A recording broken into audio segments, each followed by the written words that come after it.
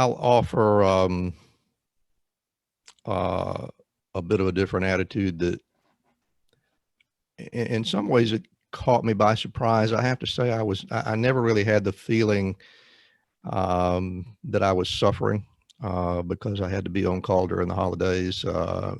My hero when I was a kid was a small town doctor who happened to be a surgeon as well, and I remember that he was there every time somebody needed help, and I just figured that's the way it is.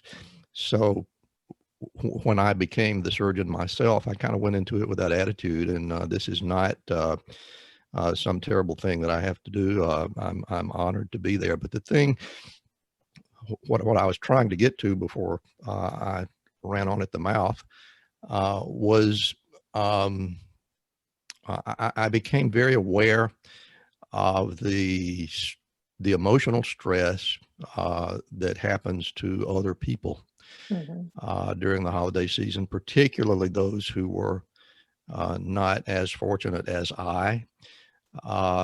There were more crimes of violence, and being a general surgeon, we were the traumatologists of the day. I operated on so many gunshot wounds, so many stab wounds, so many acts of violence, and it gave me an opportunity to understand that not only was I not suffering because I had to be there on the holidays, but my life was so much better than so many people, and it gave me a moment of gratefulness. Yeah, I when you say that, the one fear I have for this holiday season is I sat here and said I wasn't as excited as before, is the fear of the depression that you always talk about and the possibility of increased suicide rate. I just feel, and throw in the election and just the world in general, and I worry about, like I said, especially the youth.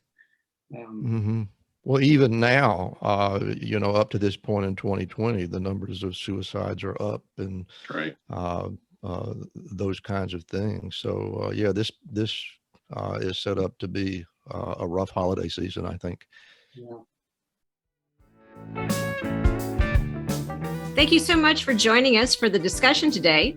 If you would like to learn more about our guest, head on over to our Patreon page where you can access exclusive content, including the full segment of our show. Never want to miss an Inside the Doctor's Lounge clip? Be sure to click the subscribe button to our MD Coaches YouTube channel. As always, we appreciate suggestions for future show topics.